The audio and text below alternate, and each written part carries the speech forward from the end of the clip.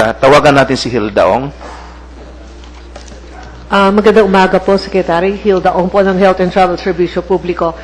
Secretary, kanina nabanggit po ninyo na ini-encourage natin ang mga kababayan natin bumalik sa kanilang probinsya. May itatanong lang po ako, bakit po marami po mga maliliit na rice farmers ang hindi ini-entertain ng NFA para maibenta ang mga kanilang rice palay produce? Meron po bang required volume para makabenta ng rice palay sa NFA? Ang alam ko po, ang requirement lang po, edi dapat po yung nagpaparehistro sila at ang i-deliver po ay tama yung moisture. Pero ngayon nga po, ini-encourage namin ng NFA, naglagay po tayo ng budget para yung mga sirang drying facilities ng NFA ay ma-repair. At nang sa ganun, mawalan po ng dahilan para hindi bilhin yung mga dala-dala ng mga magsasaka. Siguro po yung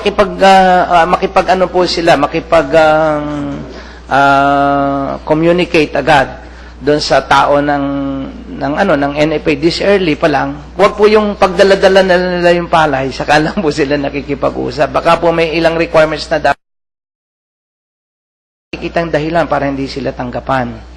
And kung hindi man po sila ma-entertain doon ay sa mga provincial o kaya ay region, lalo na po sa regional offices ng Department of Agriculture, dumulog po sila doon sa rice program coordinators namin sa bawat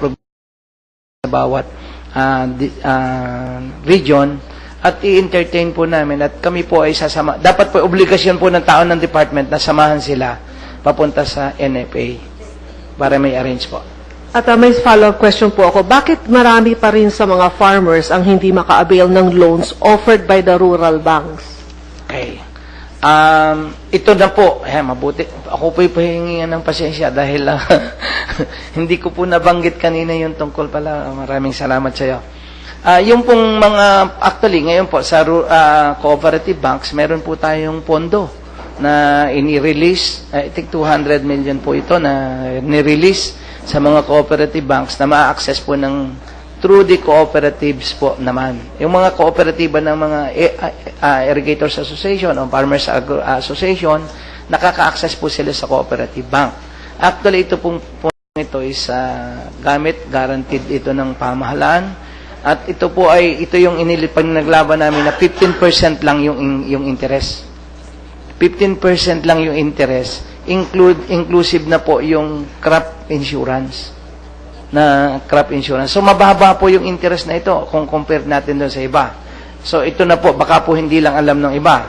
Ngayon, may bago pong introduce ang Land Bank of the Philippines at ang Department of Agriculture. Ito po pinapilot lang namin sa Isabela, Nueva Ecija, South Cotabato, at saka Iloilo.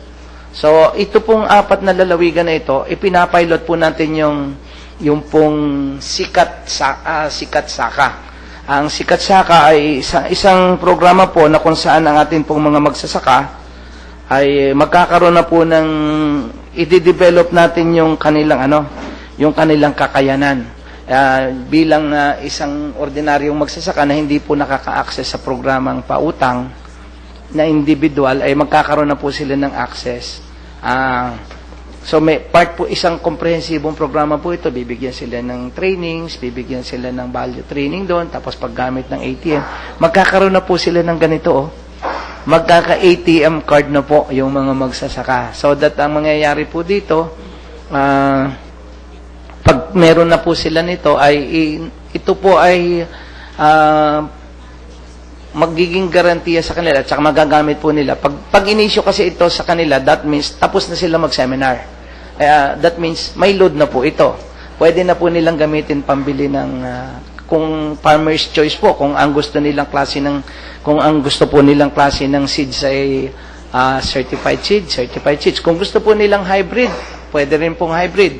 Kaya po, pag certified, I think is 37,500 per hectare ang pwedeng ihiram.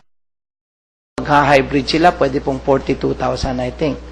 Dahil mas mahal po yung hybrid seeds. So, yun po tapos may pambili na rin sila ng fertilizer.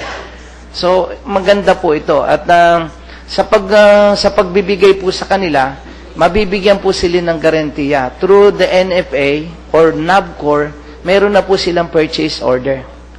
May purchase order na po sila, nakalagay po ang presyo na bibilin sa kanilang produkto.